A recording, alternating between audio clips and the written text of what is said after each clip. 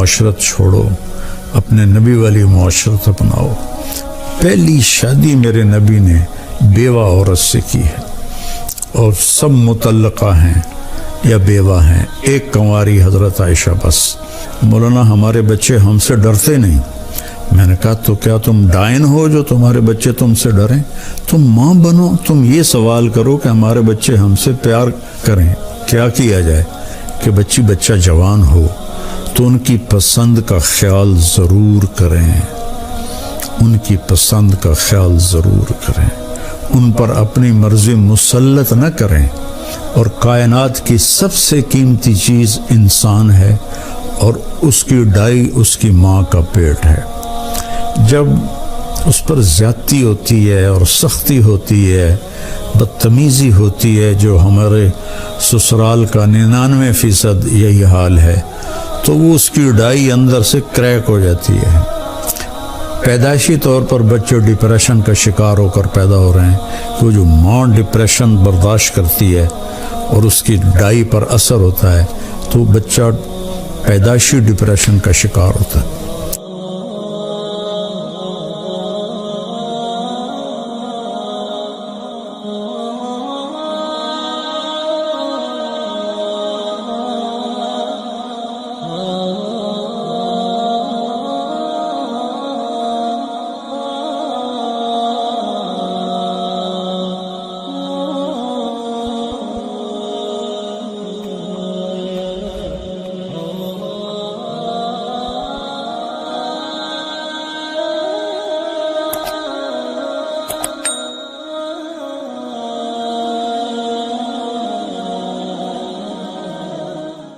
السلام علیکم ورحمۃ اللہ وبرکاتہ۔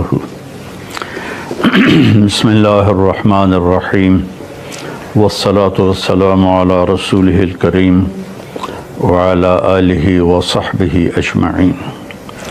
میرے محترم بھائیوں، بہنوں، دوستوں، بزرگوں، بچوں، بچیوں، رمضان کا مبارک مہینہ چل رہا ہے، ہم اس پہ اللہ کا شکر ادا کریں، روزوں کی پابندی کریں، تراویح کا اہتمام فرمائیں، بغیر عذر کے 20 تراویح نہ چھوڑیں کہ ہر سجدے پر 1500 نیکی لکھی جاتی ہے، تو کتنی بڑی کمائی کر کے ہم آتے ہیں۔ آپ 8-10 پڑھ کے چلے جائیں تو کوئی گناہ نہیں کیا آپ نے، لیکن آپ نے نقصان کیا ہے کہ رمضان میں نوافل فرض کے درجے میں چلے جاتے ہیں، تو ہیں وہ نفل لیکن لکھا جا رہا ہے فرض، اور فرض سجدہ کتنا قیمتی ہے یہ آخرت میں ہی معلوم ہوگا۔ قرآن پاک کی تلاوت فرمائیں، پھر جھوٹ نہ بولیں، دھوکے بازی نہ کریں، فراڈ نہ کریں، کسی کے ساتھ بدتمیزی نہ کریں، اور اس قرآن کو سینے سے لگا کے رکھیں۔ یہ واحد کتاب ہے جو آسمان سے جیسے اتری تھی آج بھی ویسے ہی ہے، لا ریب فیہ، شک سے بالا تر ہے، کوئی اس میں تبدیلی نہیں ہوئی، کسی نے زیادتی نہیں کی، کسی نے کمی نہیں کی۔ انا نحن نزلنا الذکر وانا لہ لحافظون، ہم نے قرآن کو اتارا اور ہم اس کی حفاظت کرتے رہیں گے۔ کچھ نادان قسم کے لوگ ہیں جو کہتے ہیں یہ قرآن وہ نہیں ہے، یہ قرآن بدل گیا ہے، تو میں ان سے گزارش کروں گا کہ اس کے بارے میں ایمان بنائیں کہ یہ وہی کتاب ہے جو میرے نبی پر اتری اور آج ہمارے ہاتھوں میں ہے، اور قیامت تک رہے گی، جب اللہ اس کو کوئی بدل نہیں سکتا، گھٹا بڑھا نہیں سکتا، ہاں اس کو اٹھا لے گا۔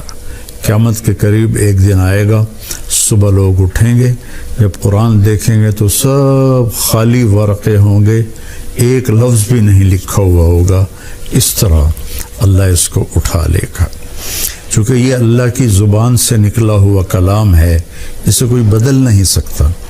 تورات اللہ نے لکھوائی، بولی نہیں، زبور اللہ نے لکھوائی، اپنی زبان سے نہیں بولی، انجیل اللہ نے لکھوائی اپنی زبان سے نہیں بولی، اس لیے وہ ساری تبدیل ہو گئی، اور یہ اللہ کی زبان سے نکلا ہے، اسے کوئی نہیں بدل سکتا۔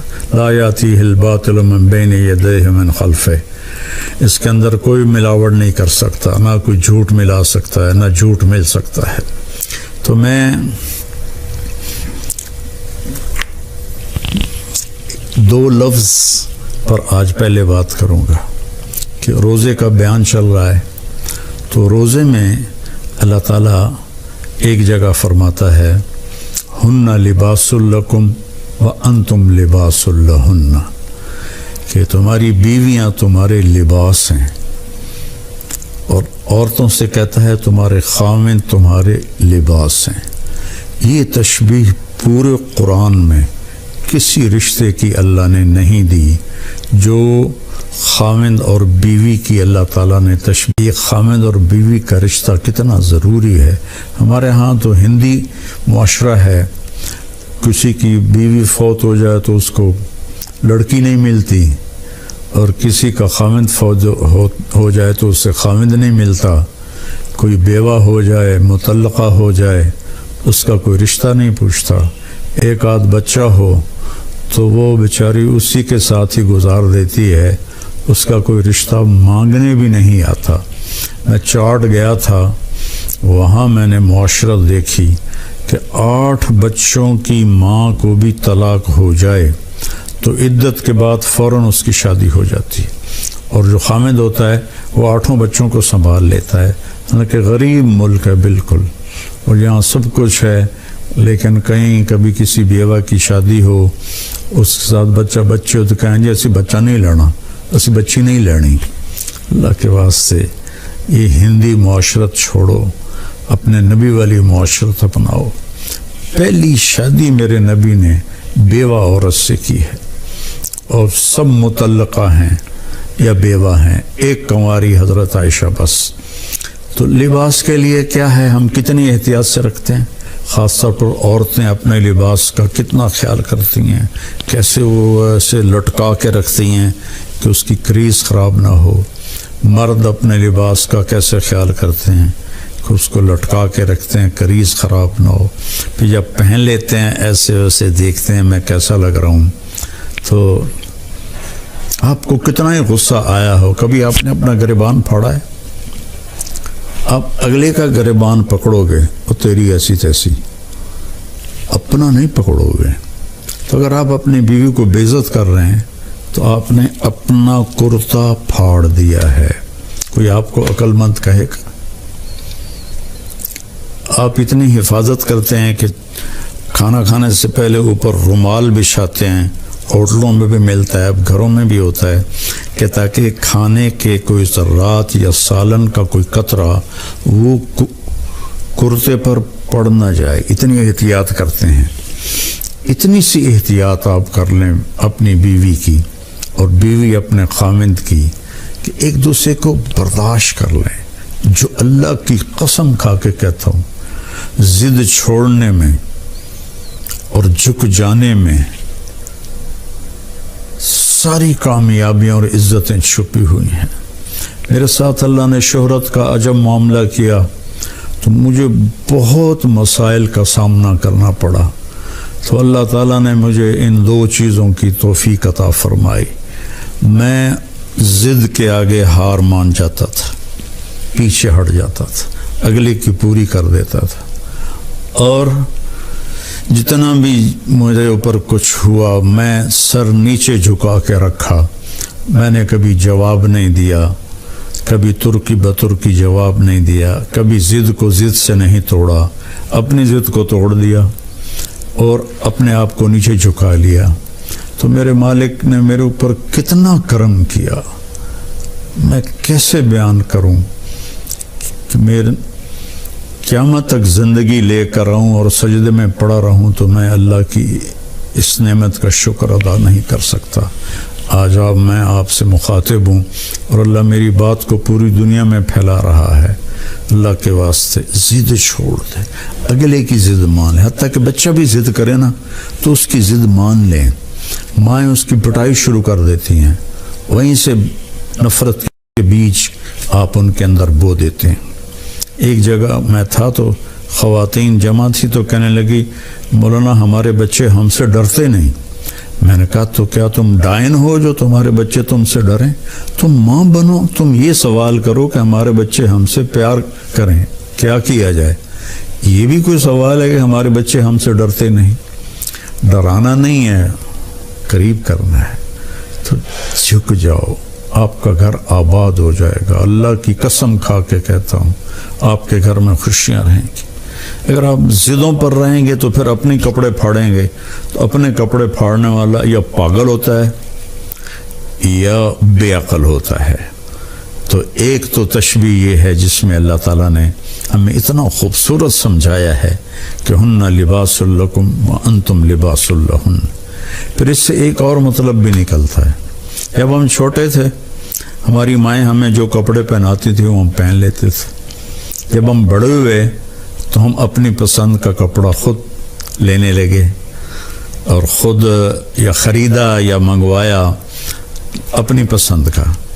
تو اس میں یہ اشارہ ہے کہ بچہ جوان ہو تو ان کی پسند کا خیال ضرور کریں، ان کی پسند کا خیال ضرور کریں، ان پر اپنی مرضی مسلط نہ کریں۔ وہ اگر خوشی سے مان رہے ہیں شکر ہے اللہ کا، لیکن مثلا بیٹا کہہ دیتا ہے کہ اماں میں نے یہاں شادی نہیں کرنی، یا بیٹی کہہ دیتی ہے اماں میں نے یہاں شادی نہیں کرنی، وہ اللہ کے واسطے ان کے اوپر زبردستی نہ کرو، جبر نہ کرو۔ یہ اللہ نے ان کو حق دیا ہے، لڑکی کو بھی لڑکے کو بھی اللہ نے حق دیا ہے کہ وہ انکار کر دے۔ اس کو لڑائی نہ بناؤ، اس کو نافرمانی نہ سمجھو بچوں کی۔ یہ بچے اور بچی کا حق ہے، تو ماں باپ اس کی رعایت کریں، زبردستی کی شادیاں نہ کریں۔ بہت تباہی مچتی ہے، بہت تباہی مچتی ہے۔ عمر گزر گئی ان کے بھیانک انجام دیکھتے ہوئے، جہاں ماں باپ نے ٹھونس دیا لڑکی پر کہ ایتھے ہی کرنی ہے، یا بیٹے پر ٹھونس دیا ایتھے ہی کرنی ہے نہیں تو گھروں نکل جا۔ یہ اس قسم کی فضول باتیں، یا ہم نے تو بس ارائیوں میں کرنی ہے، ہم نے تو جٹوں میں کرنی ہے، ہم نے تو راجپوتوں میں کرنی ہے۔ میرے نبی کا فرمان ہے نیک دیکھو، نیک ہو، صالح ہو، اچھے اخلاق والا ہو، جس قوم کا بھی ہو رشتہ جوڑ دو۔ میرے نبی نے اپنی ایک بیٹی اپنے گھرانے میں دی حضرت علی علیہ السلام کو، باقی تینوں بیٹیاں آپ نے اپنے خاندان سے باہر دی ہیں۔ حضرت عثمان کو جو بنو امیہ میں سے تھے 2 بیٹیاں ان کو دی، ابو العاص کو بڑی بیٹی حضرت زینب دی۔ تو رشتوں میں اس بات کا خیال رکھیں کہ بچوں کی رائے کا خیال رکھا جائے۔ بات لمبی ہو رہی ہے لیکن ضروری ہے۔ حضرت علی رضی اللہ تعالیٰ عنہ علیہ السلام تشریف لائے حضرت فاطمہ کا رشتہ مانگنے، اور جبریل پہلے آ گئے تھے کہ یا رسول اللہ نے علی اور فاطمہ کا رشتہ طے کر دیا ہے۔ تو جب آ کر بیٹھے تو شرمندگی سے بول نہ سکے، تو آپ نے خود فرمایا علی کیسے آئے؟ وہ خاموش۔ پھر آپ نے فرمایا فاطمہ کے رشتے کے لیے آئے ہو؟ کہا جی ہاں۔ تو انشاءاللہ کہہ کے اٹھ گئے، ہاں نہیں کی، صرف اتنا کہا انشاءاللہ، حالانکہ وہی آ چکی ہے انشاءاللہ۔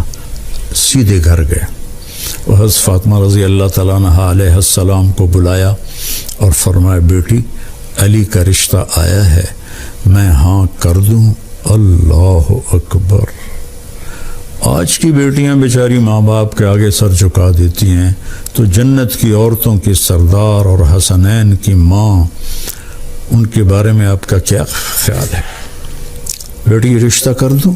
جب حضرت فاطمہ نے ہاں کی، کنواری بچی کی خاموشی ہاں ہوتی ہے، انکار نہیں ہوتا ہے، تو آپ خاموش رہیں، اس کا مطلب تھا کہ میں تیار ہوں۔ اب فوراً واپس گئے، علی لوگوں کو بلاؤ۔ پھر لوگ آئے، مجمع مسجد میں اکٹھا ہوا تو آپ نے ممبر پر کھڑے ہو کہ پہلی بات یہ کہ لوگوں میرے پاس جبریل اللہ کا پیغام لے کر آئے تھے کہ میں اپنی بیٹی فاطمہ کا نکاح علی کے ساتھ کر دوں۔ جب میرا نبی اتنا خیال کر رہا ہے ہم بھی خیال کیا کریں۔ اپنے پیٹ سے جنتے ہیں اور پھر ان پر وہ زیادتی کرتے ہیں، ساری زندگی سے سکتی رہتی ہے۔ تو لباس کا خوبصورت تشبیہ ہے۔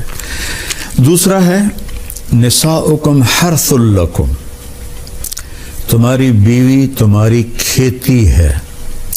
میں تو ایک قدیم زمیندار گھرانے سے تعلق رکھتا ہوں، تو میں نے اگرچہ ڈائریکٹ زمیندارہ نہیں کیا، لیکن میں جانتا تو ہوں کہ فصل کو کیسے، کھیتی کو کیسے اگایا جاتا ہے اور کیسے اس کو پروان چڑھایا جاتا ہے۔ کبھی آپ نے دیکھا کسی پاگل کو کہ وہ آم کے پیڑ کو ڈنڈے مار رہا ہو کہ تو ایسواری آم کیوں نہیں دیتے، یا کپاس مکئی کو آگ لگا رہا ہو کہ تو چھلی نہیں لگی، تو ڈوڈا نہیں لگا۔ کس قدر زمیندار محنت سے فصل کو اگاتا ہے، اور پھر اس میں میاں بیوی میں کھٹبٹ تو ہوتی ہے، یہ جنت میں جا کے ہوگا ٹھیک، یہاں رہے گی، یہاں کھٹبٹ رہے گی، اس لیے جھکنا ہے، ایسا نہیں کرنا، ایسے کرنا ہے۔ تو اس میں گندی بوٹیاں پیدا ہو جاتی ہیں، تو ان گندی بوٹیوں کو نکالنے کے لیے ٹریکٹر کے الگ پتلے ٹائر ہم لگاتے ہیں تاکہ جو کھیتی ہے اس پر ٹائر چڑھ نہ جائے، تو پتلے سے ٹائر ہوتے ہیں، اور پیچھے پتلے باریک حل ہوتے ہیں جو صرف جڑی بوٹیوں کو آرام سے نکال کے باہر پھینک دیتے ہیں، اور جو دو پودوں کے بیچ میں ہوتی ہیں وہ ہم مزدور لے کر وہ کھرپی سے اس کو نکلوا دیتے ہیں۔ تو یہاں بھی کیا خوبصورت تشبیہ ہے، کھیتی کو پیار سے اگایا جاتا ہے، پرورش کی جاتی ہے۔ یہ سردیاں آئیں تو آم کے درختوں کو جو چھوٹے تھے سب نے ڈھانپ دیا کہ سردی کی وجہ سے یہ جل نہ جائیں، پانی وقت پہ دو، کھاد دو، خشک شاخیں کاٹو، سپرے کرو۔ ابھی ہمارے گھر میں ہمارے باپ کے ہاتھ کا لگا ہوا آم کھڑا ہوا ہے 1964 کا، تو وہ جا کے ستمبر اکتوبر میں پھلتا ہے، تو وہ اس کی شاخیں بہت ہو گئی تھیں خراب، تو ہم نے مالی کو بلا کر وہ ساری کٹوائیں کہ تاکہ نئی شاخیں پیدا ہوں اور دوبارہ یہ پودا پھل دے۔ تو جس طرح کھیتی کو آپ کے گھروں میں پھلواڑی ہوگی، پھول ہوگا یا کوئی پودا ہوگا گملے میں ہوگا، آپ کتنا خیال کرتے ہیں، تو ایسا اتنا خیال آپ اپنی بیوی کا کر لیں۔ یہاں تو صرف مرد کو ہی اللہ حکم دے رہا ہے، یہاں عورت کو نہیں دے رہا، مرد کو کہہ رہا ہے اس کو کھیتی کی طرح پالو کہ اسی نے تو پھل دینا ہے، اسی پر تم زیادتیاں کرو۔ سب سے جتنی کوئی چیز قیمتی ہوتی ہے اس کی ڈائی اس سے بھی زیادہ قیمتی ہوتی ہے، کہ اس میں ذرا بھی خراش آ جائے تو وہ خراش اس چیز پہ پڑتی ہے۔ مرسڈیز کی ڈائی کتنی قیمتی ہوگی، اس پہ خراش ہوگی تو مرسڈیز پہ خراش آ جائے گی، کوئی بھی موٹر ہو خراش آ جائے، وہ فوراً ڈائی کو توڑ کے نئی ڈائی لگاتے ہیں۔ اور کائنات کی سب سے قیمتی چیز انسان ہے، اور اس کی ڈائی اس کی ماں کا پیٹ ہے۔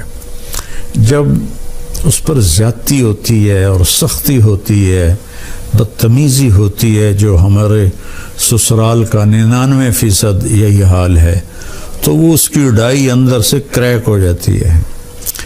پیدائشی طور پر بچے ڈپریشن کا شکار ہو کر پیدا ہو رہے ہیں، کہ وہ جو ماں ڈپریشن برداشت کرتی ہے اور اس کی ڈائی پر اثر ہوتا ہے تو بچہ پیدائشی ڈپریشن کا شکار ہوتا ہے۔ تو اللہ کے واسطے اپنی بیویوں سے حسن سلوک رکھیں۔ اللہ تعالیٰ کہہ رہا ہے وَعَاشِرُوهُنَّ بِالْمَعْرُوفِ، اپنی بیویوں کے ساتھ اچھا سلوک کرو۔ فَإِن كَرِهْتُمُوهُنَّ، اگر تمہیں کوئی بات اچھی نہیں لگتی یا وہ پوری اچھی نہیں لگتی، فعسیٰ ان تکرہوا شیئا ویجعل اللہ فیہ خیرا کثیرا، تو ممکن ہے اس ناگواری میں اللہ تمہارے لیے بہت بڑی خیر نکال